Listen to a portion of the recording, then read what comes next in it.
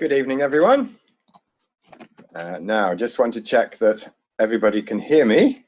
So I'm going to make use of the chat facility. So just a quick question in the chat. Can you hear me okay this morning?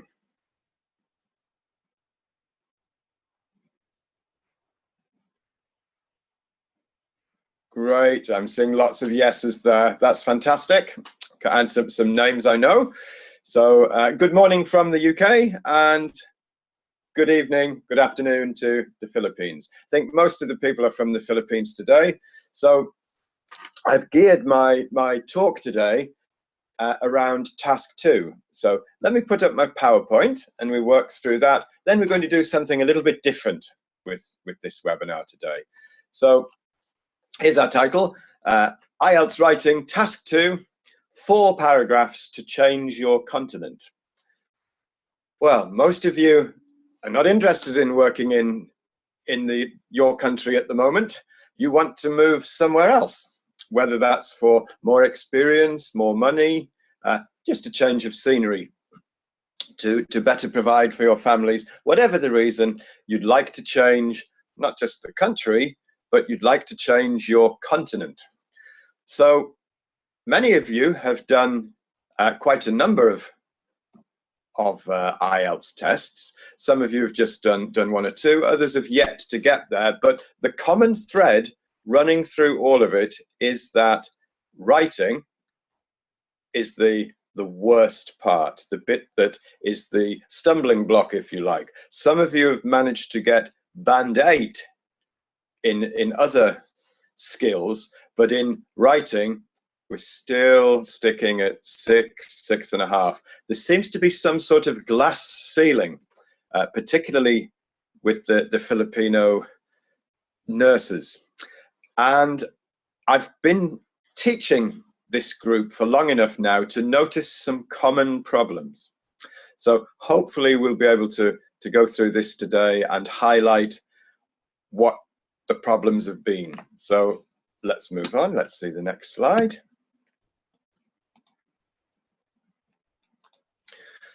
Okay, so today's webinar, I'm going to look at an outline of writing task 2.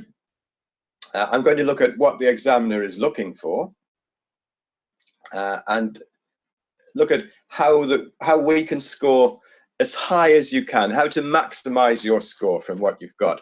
And I'm going to leave, I'm conscious that this is the worst area for you, so I'm going to leave quite a bit of time for questions from you today. I know that this part of the IELTS test generates a lot of questions, a lot of queries, causes a lot of problems. So I've allocated more time for questions from you today. Okay, so IELTS test, the writing module has 2 parts, as we know. Part 1, task 1, task 2. It takes 60 minutes. It's divided into 2 sections, task 1 and 2, and it's marked using the 9-band system. Now, task 1 sounds as if you should do that first. I would say no. Task 2 is probably the more important. It certainly has the most marks allocated to it. It's worth 67%, or 2/3 of the mark. And task 1, 33%. So even if you do task 1 perfectly, that's still only band 3. You've got to at least attempt task 2. So obviously we'll be able to do something, but it's a tight time limit, 60 minutes at those ratios, 1/3, 2/3. We should do 20 minutes for task 1, 40 minutes for task 2. Now, although it says task 2, do it first. Get task 2 out of the way. Why? Well, task 2 requires you to think, maybe about a topic you haven't thought about very much, maybe in a different angle, a different point of view to how you've viewed it before. So task 2 requires a bit of thought, a bit of planning, and takes a long time to write. We're writing at least 250 words, To score 7 or more, you're probably going to need in excess of 300. 320 perhaps would be a sort of aim to get to. To plan, to think, to plan, and to write 4 paragraphs in 40 minutes is pretty tough. So we need some practice in doing it. But I must say, having practice doing essay questions doesn't seem to be helping. I've seen people who've used the book in one way, and I've seen people who've used the book in another way. Those who use the book as a reservoir of essay questions, if you like, they're not progressing. If you write band 6.5 and you try another essay, you'll write band 6.5. If you try another essay, it's 6.5. You've got to change what you're doing. You're scoring 6, 6.5. We need more. So something must be wrong. So I'm begging you, please work through the modules in the book. They are the parts which will make a difference. Doing another practice test is not helpful unless you've changed the way of writing since the last one. If the last one scored you 6, there's no magic in doing another one. The next one cannot be 7. You've got to change what you did. So the book is a great resource. It's the best IELTS book I've ever seen. I wish I'd written it. So if you follow the exercises in the units and then do the practice essays, incorporating what you've learned in the exercises, that's what's going to put your score up. That will help. So task 2, it doesn't matter from the examiner's point of view. In fact, you'll never know which one you did first, but I would do it first.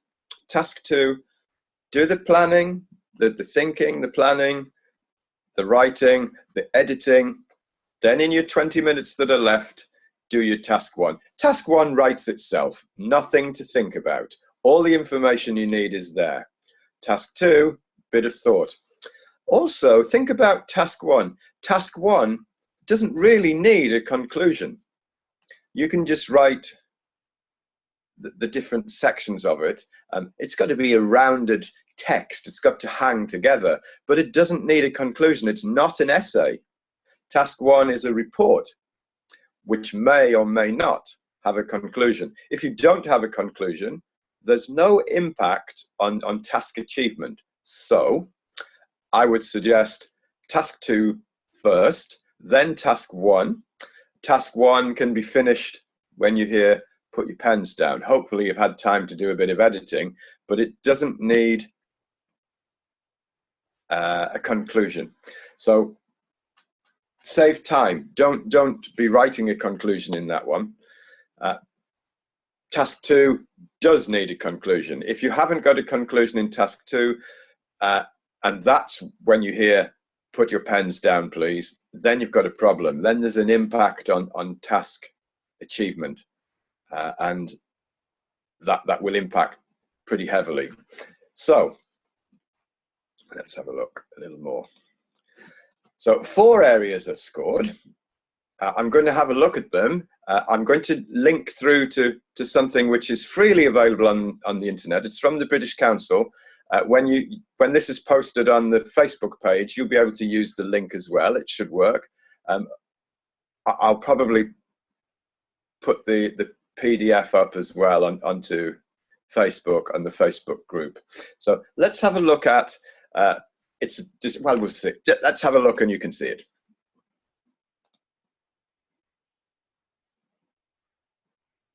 Okay, taking its time. There it is. Okay, as you probably know, the IELTS test is owned by, oh, I'm not sure whether you can see this at the moment. Let me just check to see that you can see it. Okay. Right. I'm sharing the screen now. You should be able to see it. So as you now can see, the IELTS test is owned, if you like, by these 3 organisations. The British Council, IDP, which is basically Australia's Council for Overseas Development. I'm not sure what IDP stands for. I've never been able to find out. I just know that they serve the same purpose as the British Council. And then the University of Cambridge ESOL exams, English for Speakers of Other Languages. That's what ESOL stands for. It's where we get TESOL. We have TEFL and TESOL. So you're all speakers of other languages. So Cambridge are expert at writing tests and exams for that. So these three organizations have come together to make the IELTS test.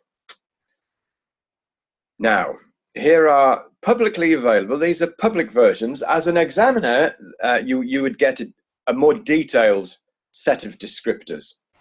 So when you're reading a student's essay and report, task 2 and task 1, you've got a greater graduation in what's a task, what's a band 8, what's a band 7, and how they're graduated between. So it's very detailed, and they don't allow you to see it.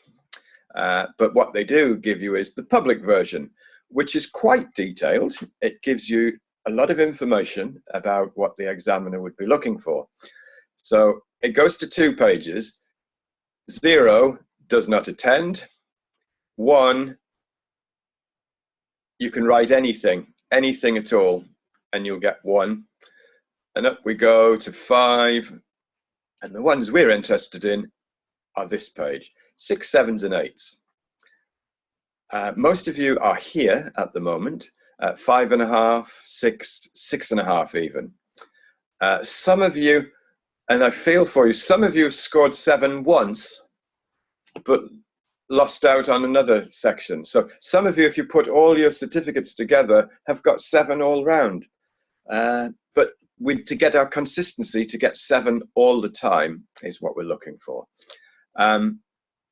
It's not out of the question to get 8. Working through that book, at least 2 of the Filipino students have scored 8 at writing. So the book certainly works. If we follow the book, you'll be getting 7, 7.5, maybe even 8. That's not out of the distance. It's not out of the realms of possibility. It's possible. So let's have a look at the 4 areas that an examiner would be testing. So task achievement. Basically, have you answered the question? Have you been able to go through it? So let's have a look at 7. Addresses all parts of the task. So you've got to answer everything you've been asked. Every part of the question must have some attempt at answering. So presents a clear position throughout the response. I've read some essays where the candidate talks about the negative aspects, negative, negative, negative, negative, and then in the conclusion say, so I agree that we should do this. Completely opposite. Whether it was a mistake or some sort of memorized answer, I don't know, but it certainly wasn't a clear position throughout the response or answer. You have to present and extend and support main ideas, but there may be a tendency to overgeneralize, or supporting ideas may lack focus. So what they're giving you here is permission to be not quite right. We're looking at band 7. There's still 2 more to go. So it's not an impossible task. You can make mistakes. You can leave bits out. You can not quite get it. But let's have a look at this. Presents, extends, and supports main ideas. This is the 3-step stage in looking at things, which is quite often lacking in essays. I get lots of ideas, but hardly any support. You need to support what you're talking about. So if you bring in an idea, support it with a why or a because or a how, and then perhaps extend it with a personal experience, an anecdote about a friend, or information you know from your country or from your place of work. Depends what it is, but if you can present an idea, then support it with examples, maybe extend it by saying why and how, and this is because. So basically, fewer points, more thoroughly explained. So the task 2 question is not to find out what you know about X, Y, or Z subjects. That's not important. That sounds strange. The examiner doesn't care what you think and what you know. He's only interested in how clearly you can present that information. That's why the topics are not difficult. The topics are from a broad but fairly well-known set of topics. They're not about obscure subjects, about, I don't know, kangaroo farming in Australia. I don't know anything about that. I guess you don't either. But if they talked about local food production, you might have a story similar from where you live. Whether you live in Brazil or the Philippines or Berlin, there's some sort of food production story you can talk about. So yes, you might get a story about agriculture, but it wouldn't be a specific topic about, I don't know, raising beef in Argentina, because we don't all know about that. People in Argentina would think, great, fantastic question. But they're more general, and they talk about things in general terms, and it's up to you to supply the local stories, the local knowledge, the local supporting data. So the questions are not asking you about agriculture or medicine, but that would be a good one to get, wouldn't it? If it was about healthcare, easy to write if you're a healthcare professional, not so much if you're an accountant. So they don't give focused and specific topics, that they're general, which most people would be able to talk about. They're not localized in any way, so that whether you're in Saudi Arabia or Iceland, you'll be able to talk about the topics that they choose. So task achievement just asks that you look at all parts of the question and you answer everything. So if it says, support your ideas with personal opinion, you've got to give a personal opinion.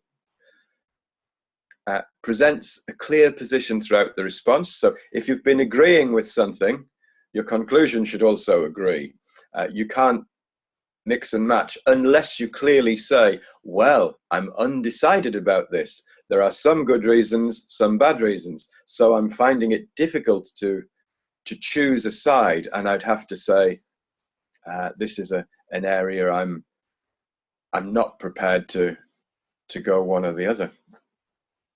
Okay. Next one. Extends and supports main ideas, but there may be a tendency to overgeneralize. So you can do this, but if it's a bit general, if it's not quite focused enough, that's okay. You've got permission to be nearly there. Okay, next one, C&C, or coherence and cohesion. Coherence basically means it makes sense. So your reader's reading your essay and he doesn't go, what? At least he gets the idea. The grammar might not be perfect. We'll come to grammar later. The grammar might be a bit strange. The word order might be different, or there might be odd bits, that there might be articles, prepositions which are used perhaps strangely. But in coherence, it's got to make sense. Cohesion, something different, sounds similar, but cohesion is, does the piece read easily? Is the examiner able, or the reader, whoever would read it, is the reader of your writing able to follow it logically? And this means putting things in like, on the other hand. As soon as a reader reads that, on the other hand, he or she knows that there's something different, an opposite, a contrary point of view. Even something as simple as, however, it's got some sort of doubt in it.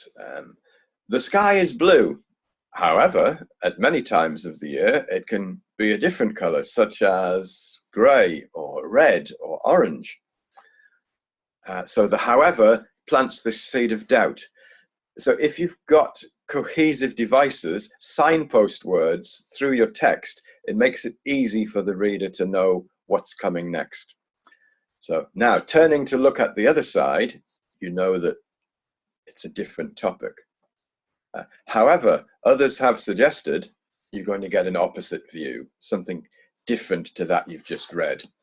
One idea, one paragraph. So it's a good idea to have all your positives in one paragraph, all your negatives in another. In this one, unlike task one, in this one, you're not asked to compare, you're asked to state and support the negative and the positive sides. Doesn't matter which one you do first. You can do positive or and to recognize argumentative essays, you'll see set phrases like pros and cons, advantages and disadvantages, good and bad, agree and disagree. You'll see that sort of thing. I'm talking about argumentative essays at the moment simply because that they form about 90% of the essays, the essay questions in IELTS. It's changing a little bit. They're moving towards opinion essays a bit more these days, but still well over 80% are argumentative type questions. So coherence and cohesion, does it make sense? Is it easy to read? Is the step-by-step approach being used? So let's have a look what we need for 7. Logically organizes information and ideas. There is clear progression throughout. So it's not jumping around from place to place. You can only do this with a good plan. Take a couple of minutes before you start writing to plan, and your essay will be worth much more. I so often see I hand out questions to people and they immediately start writing. And the essay just looks like that. It looks as if it's just throwing bits at the paper because they talk about this, then oh, I forgot about this, and there's another bit. One idea, one paragraph. When you've exhausted that idea, tell the reader that you've moved on in some way. On the other hand, however, other people have suggested phrases like this, and then talk about the opposite side. So using a range of cohesive devices appropriately, although there may be some under or overuse. So you might be using firstly, secondly, thirdly. That's okay, that would get you band 6, but really for band 7 you'll need to have a variety. First, second, third, firstly, secondly, thirdly, that's fairly basic. But if you had the most important point to consider, firstly, another factor is, second one, of also of importance would be your third one. So phrases like this, get a bank of phrases like that, cohesive devices. You sometimes see them in grammar books or writing textbooks as signposting phrases. So these signposting phrases, cohesive devices, you should use some. Don't use the same one over and over. So don't underuse, don't overuse the same old ones. And you should present a clear central topic within each paragraph. So one idea, one paragraph. As soon as you want to talk about something else, it's another paragraph. I'm suggesting that these 250-word minimum essays should be 4 paragraphs. Remember, 4 paragraphs for you to change your continent. 4 paragraphs, each paragraph having a clear message, a clear topic. We'll look at what we need to talk about in each paragraph a little later. Now, third thing, lexical resource. So let's just make this a little larger. I'm not sure whether you can all see that. So a little bit larger. So lexical, if something is lexical, it's a word. So lexical resource means how many words can you use? It's wrapped up in fancy words, but lexical resource, how many words have you got at your command? So we need to get to 7. So band 7 uses a sufficient range of vocabulary to allow some flexibility and precision. So basically, you need to show that you've got a bank of words. You'd be surprised how many thousands of words you know. People think that they know far fewer than they actually do. People say, oh, I only know a couple of thousand words. Probably not. It's probably 5, 6, 7, even 10,000 words. And you can do a great deal with 10,000 words. However, it's no good just firing some fancy words into your essay. They've got to be in the right place. They've got to be used appropriately. So if we're using less common lexical items, that's a teacher's way of saying words. If we're using less common words, we need to have some awareness of style and of collocation. Collocation, the words around it.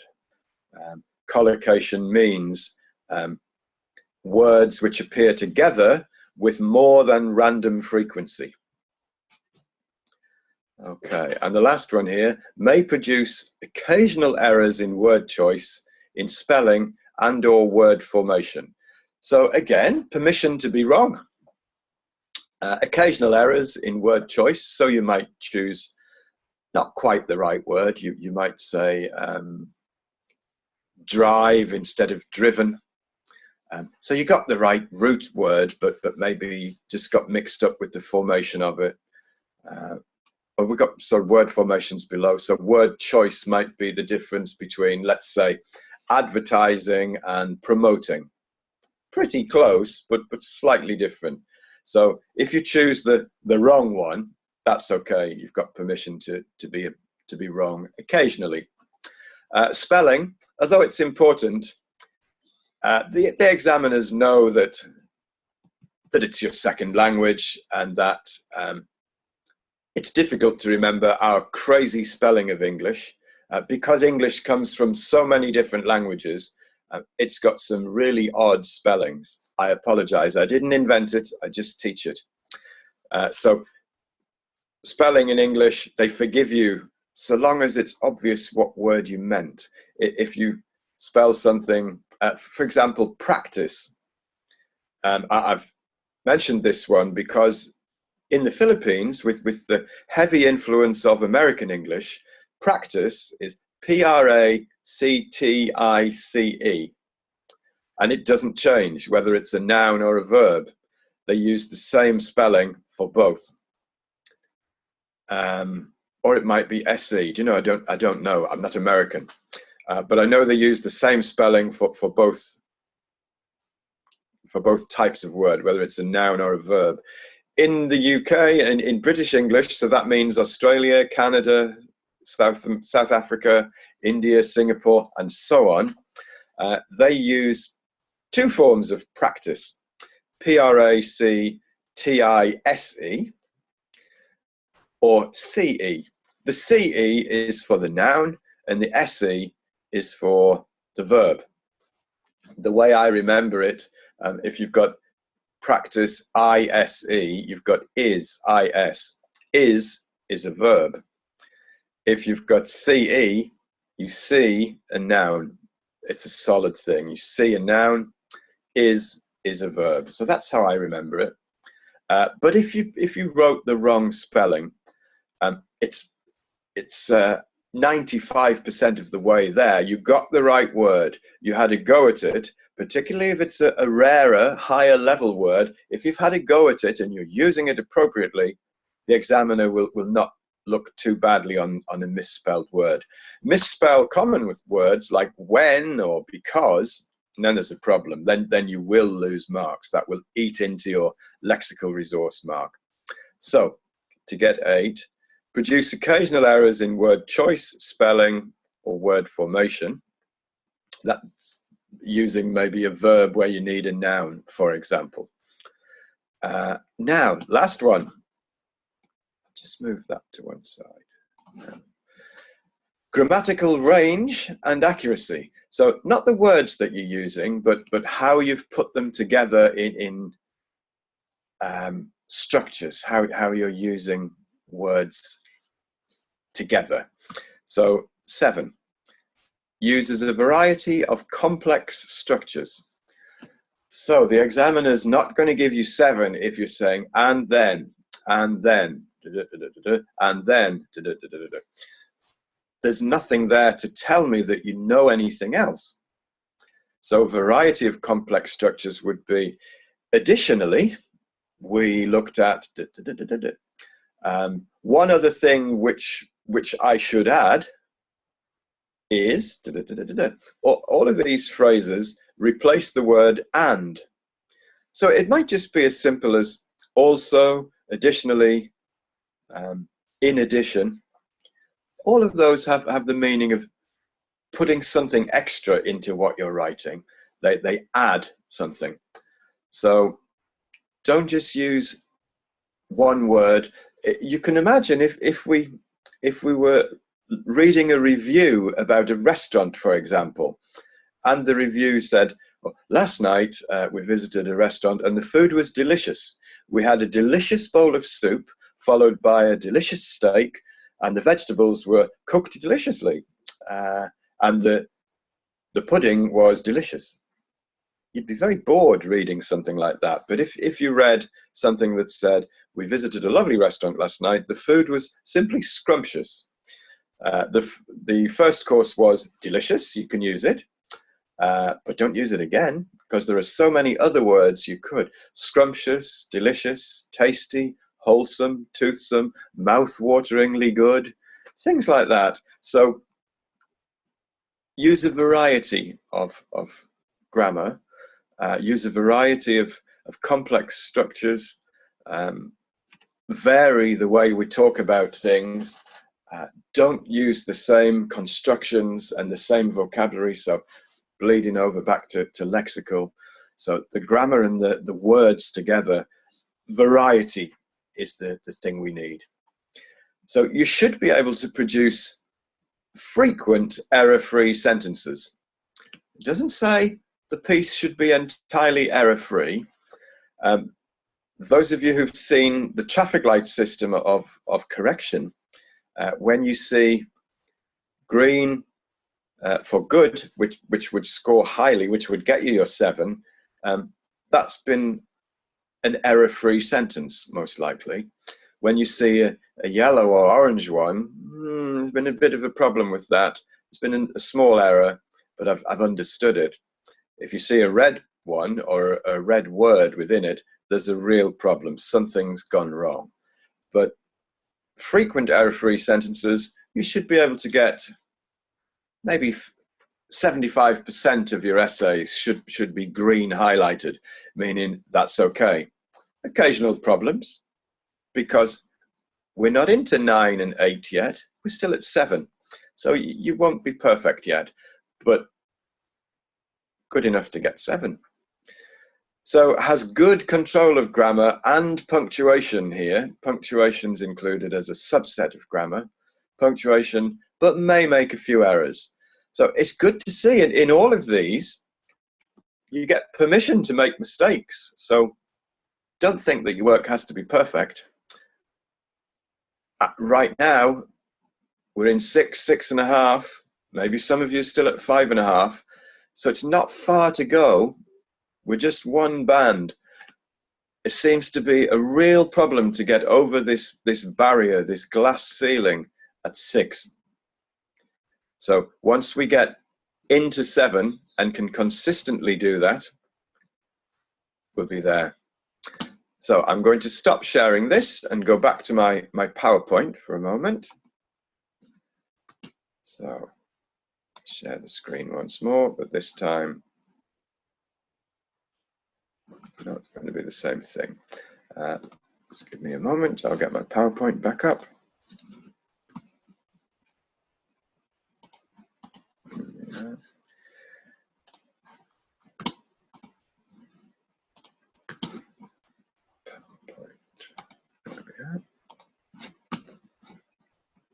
So start this from current slide. Okay. So we've talked so far about argumentative essays because they form more than 80% of the questions. There are three basic types of question in task 2. Argumentative, the vast bulk of them. Problem and solution, where you're presented with an everyday problem which most people around the world would have some sort of idea about. Very popular is traffic congestion in cities or overcrowding in cities. So they say, what are the causes of this problem? And maybe something like, how could we solve? Or what suggestions could you give to alleviate, solve, or make the situation better? Something along these lines. They disguise them in different ways. You've got to recognize what type of question it is. So what's the problem and what can you do to make it better, basically? And about 5% of the questions are this sort of thing. There are units in the textbook which look at them. Those of you who are doing just a few lessons, you'll see that there are not enough sessions to cover everything in the book. So you might want to do this as a bit of learning on your own. Look at the problem and solution section by yourselves. If you have any problems, ask your tutor. But it might not be worth spending a whole lesson on this. Just a quick look, because it's only 5%. However, if we don't look at it, you can bet your life that'll be the question type you get the morning of your exam. And then there's opinion essays. These two sometimes bleed into each other. The opinion essay is asking you, though it's not always obvious, the opinion essay asks you, what do you think about a particular topic? And you could just argue what you think. That might be good or bad, or perhaps a mixture. Maybe you're sitting on the fence about something. You're not sure whether you agree or disagree, but you should be able to say why. Well, on one hand, I think this. On the other hand, I think that. Therefore, I can't really make a decision. So these opinion essays can be a bit tricky. They sometimes turn into argumentative essays. When you can see there are two sides, you'll then begin to argue one side with another. But it's not really asking that. It's not asking what you think and what others think. It's asking what you think. What's your opinion? So unless you really feel ambivalent, meaning you can't decide A or B, choose one. Choose A and say what you think about it, or choose B. You can talk about both. I'm not saying you can't, just it can turn into argumentative essays, and you sort of miss the mark with task completion there because it wasn't your opinion you gave. Okay, now let's move on. Yeah. Okay, so I talked earlier, what does the pattern follow? How do we get it to flow? How does it become a cohesive text? Writing is just words and sentences. You can write lots, but it doesn't become a text until it sticks together. And one of the ways to do this is to follow this pattern. Tell the reader what you're going to write about. Write about it, probably in 2 paragraphs. Tell the reader, oops, there's an error from me. Tell the reader what you have written about. Oh, I've missed a have there. See, I didn't edit this properly. Naughty. So I'll change the PowerPoint before we put it up onto the Facebook site and onto YouTube. So tell the reader what you have written about. So basically it's the same thing. This is what I'm going to write about. This is what I'm writing, probably in 2 paragraphs. this is what I wrote about. If you do that, everything connects and flows together, and the reader's in no doubt about what you've written. There's a strange thing about academic English. It's struck me over the last few years. Academic English uses some really complicated vocabulary, but it's as if you're writing for a stupid person. So if you can imagine the slowest person you can think of, but with a massive vocabulary, that's your reader. So don't let there be any doubt. Fully explain things. Put examples underneath. Don't use too many pronouns. Don't say, this is what I mean. Say, so the steps I have outlined are what I mean. Keep restating. Takes you a lot of words to say a few things. And I think this is one of the problems with Filipino essays. You're trying to put too much into 250 words. You end up writing 380 or 400 words, and you've got no time to edit it. So cut down on the number of things you talk about. So tell the reader what you're going to write about, and you can only do that by planning. Write about it, and then say what you've written about. If you follow that pattern and you use just 2 or 3 ideas in each paragraph, 2 is better than 3. Use 2 fully supported with examples and whys and becauses, maybe some personal information about it, some personal experience, stories that you've heard that have happened to relatives or people at work. So you can say, a colleague had a similar experience, he told me that, Or the same thing has happened to one of my aunts when she traveled to this happened. And it's easy to write about when you're talking about things you know well, because you heard about it. It's your story. You can talk about it efficiently. So this 3-step pattern, which will cover your 4 paragraphs, which will get you to the UK. Okay. Introductions for argumentative essays. I get lots of requests from students to, how do I start it? How do I make a good introduction?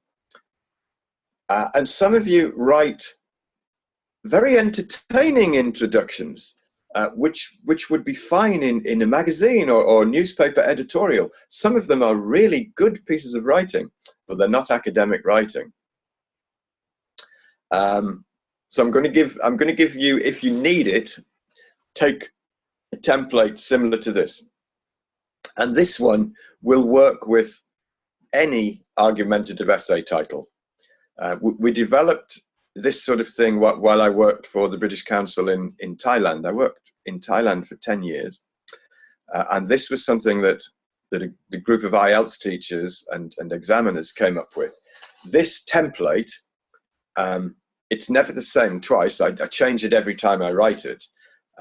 So it's not fixed, it's fluid, but if you follow something like this, it's acceptable. It would certainly get you 6.5 or 7, may not get you up to 8, but something like this would get you into 7 if there are no errors in it. So you've got to apply a bit of grammar knowledge, a bit of spelling, a bit of vocabulary. So let's have a look at what I suggest. If you're stuck, if you're okay and your tutors have given you green lights and said, yes, this introduction's fine. If you've got it already, no need to change. But if you're stuck or you get, well, the introduction's a little bit weak, this might help you. So there have been many stories in the media recently about, and then we have to put the overall broad topic, in particular about, and this is much more focused, we're focusing in on what's called the aspect, the angle, if you like, of the story. So this essay will look at both sides of the argument and give my own opinion. Now here is a fairly typical question. One of the major problems facing the world today, that should be is, didn't edit this. is the growing number of refugees. The developed nations in the world should tackle this problem by taking in more refugees. To what extent do you agree with this opinion? Okay, so here we've got an essay.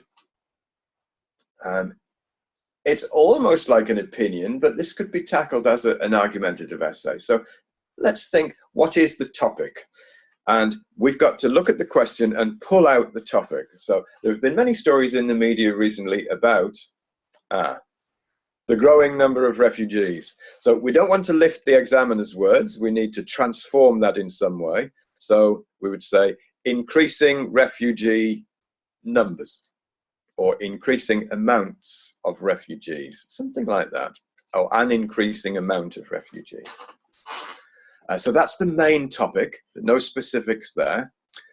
Now the aspect, the developed nations in the world should tackle this problem by taking in more refugees. So in particular about whether the developed nations, so developed nations we could say richer countries, something like that. Always try and transform it, to paraphrase it. So richer countries should, should tackle the problem about whether richer nations should, now you've got taking in more refugees, should provide homes for more refugees. So transformed again, paraphrased. And then you're telling the reader what you're going to do. This essay will look at both sides of the argument and give my own opinion. Okay. To what extent do you agree with this opinion? So you're asking for your opinion here. You'll have to say both sides, if we do this, if we do that. So that template should work for some types of opinion essays and all argumentative essays. So that would be a useful thing to do. There's no need to copy it down. You'll be able to get it from Facebook later. Okay. And the middle bit is your own. I can't help you with the content. That comes from your own ideas. But the conclusion, how do you finish it off? Remember, tell the reader what you're going to say. Tell them what you've said. So the conclusion, particularly for argumentatives, should restate what you've been talking about. So in an argumentative essay, you've had negative things and positive things, whether that's advantage, disadvantage, good, bad, pros, cons. So if we look at this sort of conclusion, in conclusion, if we continue to do, then the negative thing, if we continue to do not the good thing, the situation will, and then you say, continue to be of concern, continue to be a source of problems. However, turning it round, if we change to doing the positive thing, then the outlook will be much improved. So it's up to you to put these in grammatically. You might have to change a couple of words here and there so it fits grammatically. So if we continue to travel to work by private car, the situation will continue with traffic congestion in cities. However, if we change to and then maybe not doing, if we change to using public transport more often, then the outlook will be much improved with regard to traffic jams, perhaps. So something like that, where you're mentioning both sides again, telling the reader what you've talked about, and I'm just sort of rounding it up. If we do that, so it's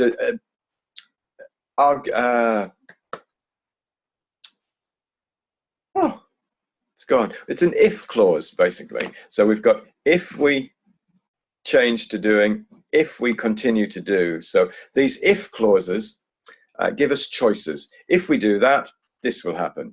If we don't do that, another thing will happen. So the positive thing and the negative thing to get you your two sides, which is basically summing up the negative and the positive paragraphs, and then saying what will occur or not occur. Okay. So I'm conscious that I've overrun slightly, so I'm now going to give you some time to ask some questions. So I know there's a lot of questions about task 2, so get typing into the chat box. I see there's quite a few in there at the moment. Let's have a look what we can see in chat.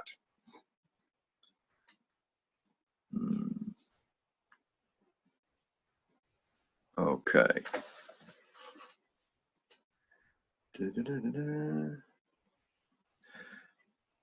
I'm new here. So Mark has said, I don't know, but I've tried to post a question. So let's see where your questions are then. So we've got all the people saying yes. Ian is not showing on the screen. Hello, Sheila. You should be able to see me now. I've been showing my PowerPoint before that. Just an audio recording? Well, I guess so. I'm not not doing a film. You can see me now. So there's a video. Well, you can see me now. Don't know. Tried to post a question. Boom, boom, boom. Is he talking about the purple book? Yes, this is the textbook we're using. Everybody should have a copy of this. IELTS Advantage Writing Skills, the purple book, because most of the people's problems are writing. Book is IELTS Advantage, yep. Is this live? I've posted a question in the Q&A. Right, we'll have a look at the Q&A in a moment. Ian will answer questions at the end of the presentation. Okay, right, you haven't used the chat. Let's see the Q&A. Hi, Mark from the Philippines. Should I write my task 2 in first or third person?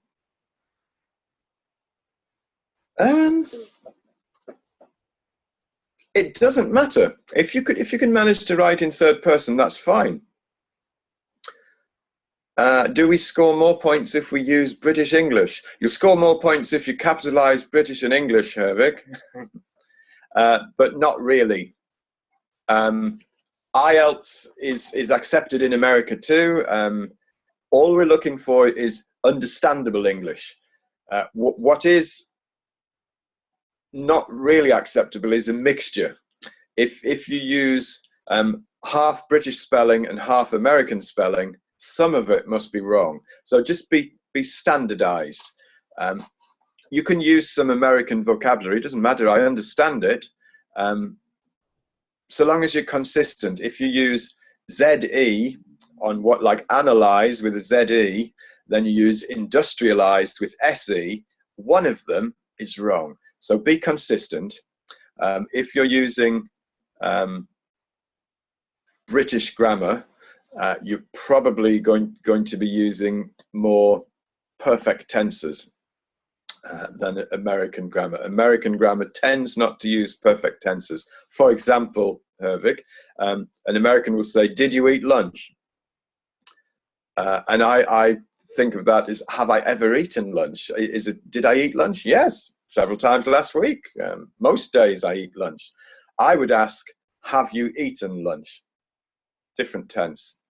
So if you use British English, will you score more points? No, but you'll lose points if you use a mixture. So American or British, up to you. Mark has another one. Will idiomatic expressions give me additional points for writing? If yes, is there a limit? Idiomatic expressions, if you're using them correctly, can be useful. However, they don't all travel. Some of them are very local. For example, I don't know what it is in your part of the world, but if I'm having a blue day, I'm depressed and it's not a very good day. Oh, I'm feeling blue. However, in Brazil, it's a great day. Blue day, yeah, blue sky, the sea is blue, I'm at the beach, I'm not at work. It's a great day. So will idiomatic expressions give me additional points? Probably not.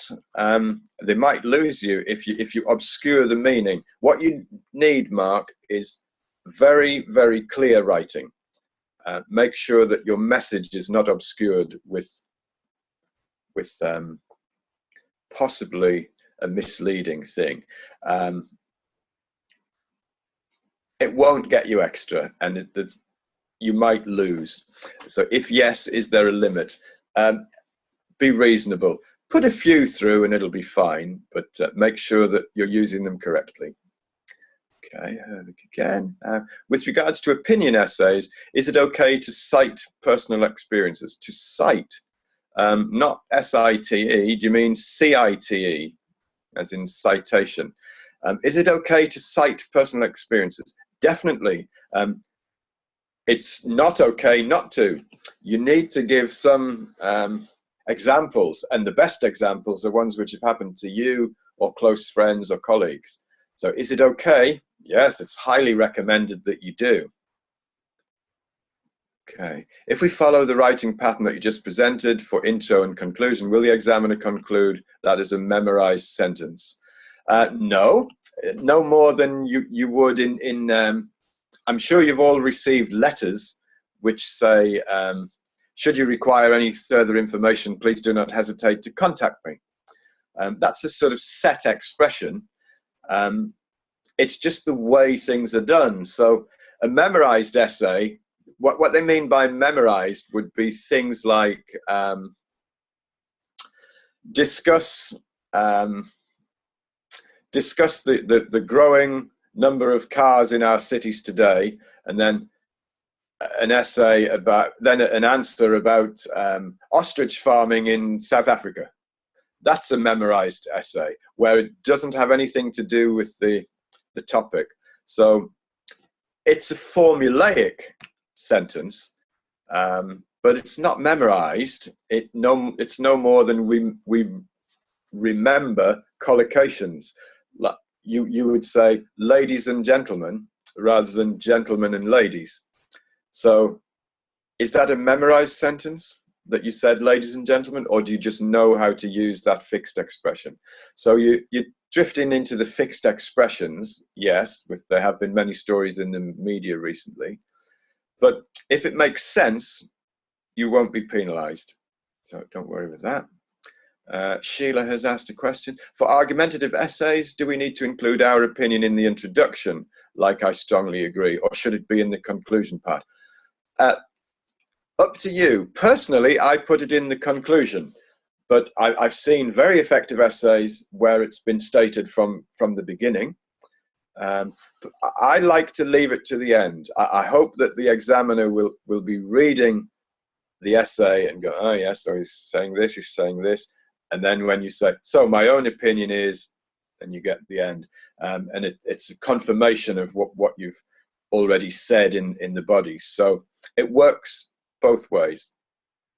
So is it okay to keep the conclusion short, like 1 or 2 sentences only? Yes. If you've said everything you need in 1 sentence, that's fine. If we encounter a topic which is not familiar to us, how will we get away with it? Well, anonymous viewer, if you encounter a topic you're not familiar with, how will we get away with it? You won't. You can't really write 250 words without knowing anything about it. That's why IELTS is properly tested with many thousands of candidates on test questions, and everybody somewhere knows about a person who's lived a life, a person who's doing an IELTS test, has used some transport, has traveled, has seen education, has used healthcare. There aren't any topics which you won't know about. You've got to have been a pretty blinkered sort of person if you don't know something about IELTS topics. Okay, so if we're not familiar, how will we get away with it? You won't. You need to inform yourself on everyday topics and get an opinion. You've used public transport. What do you think about it? You've used healthcare. You work in healthcare. What do you think about it? You've seen architecture. You've you've got an opinion on art, you've got an opinion on reading, it's going to be difficult to find something that you don't know. Is it okay not to take sides in the conclusion? Yeah, if you're truly in the middle, so long as you say that, so long as you clearly say, I really can't decide. There are equal good and bad points, or the one bad point outweighs the 3 good points, something like that, and not take a yes or no at the end. Yes, no problem. Raquel, when asked to what extent do I agree or disagree, do I exclusively write about my stand, or should I acknowledge the other two? This is where opinion essays and argumentative essays can cross a little bit. But if you've got to what extent do you agree or disagree, you've got to say your side, but yeah, you'll need to show that the other side at least exists. And you can do it quite effectively. You can say, I think X, Y, Z. However, other people have suggested that, but I don't agree with that. So no, it doesn't have to be all you. So for writing task 1, on what tense should we write our report? Depends what the information is about. We deal with task 1 another day, Mark, but very variable, depends what information you've got. So Kathy, for argumentative essays, is it really necessary to write the phrase, this essay would discuss? No, I've said this essay will discuss. I didn't say would. And with regards to your opinion, could you write it directly in your introduction? Yeah, it's the same question as Sheila had. You can write the opinion in the introduction or in the conclusion, up to you. What topics can you suggest that we read to help us with the questions? Right, they're from life. They're from education, transport, healthcare, the world around us, so environment, weather, climate change, space travel, the money spent on that versus should it be spent on the earth, traffic congestion, living in cities, food production, that sort of thing. Basically just be aware of things around you. Where were we up to? Okay, Xavier, okay. Regarding discussing 2 different viewpoints, is it much better to use the word it in your sentence, especially if your opinion is in the conclusion? It is often, yes, you could use that. That's not a bad construction. It is often believed. It is believed by some, often believed. So from Monday to Friday they believe it, but not at the weekend. So it is commonly believed. Don't use a frequency word there. Okay. Chester, how about for opinion essays? Everybody's writing essay. This needs an S. 3 of you have had the singular of essays. So for opinion essays, all of them, do we have to put our opinion in the introduction or in the conclusion? 3rd time of answering, doesn't matter. Can be in the top or the bottom. Personally, I do mine in the bottom.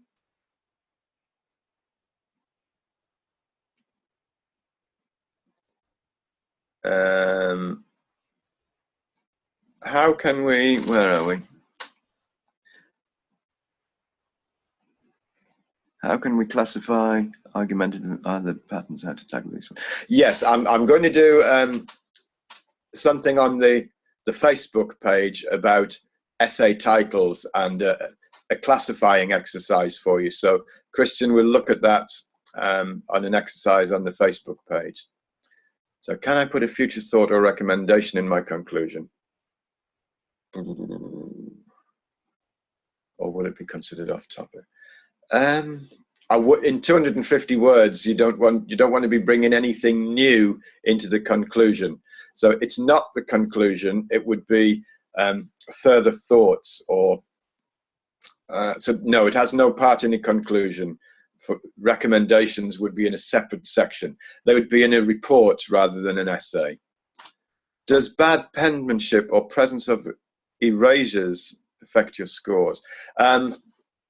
It's got to be readable, but there's no marks for messy writing. It's just got to be readable. How long does the introduction have to be? As long as it takes. If you've said what you want to say, that would be fine. Globalization and modernization, what does it exactly mean? Globalization is being able to buy the same product all around the earth. So you can buy a glass of Coca-Cola in Berlin, in Bangkok, and in the Bahamas. Modernization means things being modern, basically. If we modernize something, we have the latest available. ATMs used to be black and white. We now have color videos in them. So that's an example of modernization. Yeah. And the last one, how many sentences should we write in a paragraph? I'm glad that's an anonymous viewer. How long is a piece of string? No idea. A paragraph is as long as it needs to be. When I was at university, we opened a book. It was a Thomas Hardy book, and we put a pin in a sentence and we counted the words. The shortest was 3 words and the longest was more than 80 words. So it depends what you need to say. There's no right or wrong answer. So how many sentences should we write in a paragraph? If they're still on the same topic, continue. If it begins to get so long that it's turning into an unmanageable piece, and I would say more than half a page of A4, it's time to break it down into sections. But you'll be able to work that out from planning. So I'm conscious that we've gone 5 minutes or so over, so I'm going to call a halt there. The webinar will go up onto YouTube, and you'll be able to see it via links on the Facebook page. Oh, I can see some more here. I've got one more we could do for you. So how will you differentiate? And I answered this earlier. The same question came earlier. I'm going to put some question types which you can classify onto the Facebook page. So that will come up soon. I'm going to give you some examples of questions, and we'll turn it into a little competition. Which is which? How can we recognize them? Okay, so on that note, I'll call a halt and tune in again for another webinar in a couple of weeks on Friday, 11 o'clock at UK time, and we'll look at another topic. So thank you very much for tuning in today. Thank you very much for listening. As usual, Kate will put this onto YouTube, and you'll get the link through the Facebook page, and I will talk about some of the things we've looked at today. If any more questions occur to you, pop them onto Facebook, put them up publicly so that everybody can benefit from it. Don't message me because I don't often look at it, and secondly, if you want to know about it, maybe other people do as well. So put it on the board, and we can all benefit from the question and the answer. So thank you very much, and I'll see you in a couple of weeks. Bye-bye.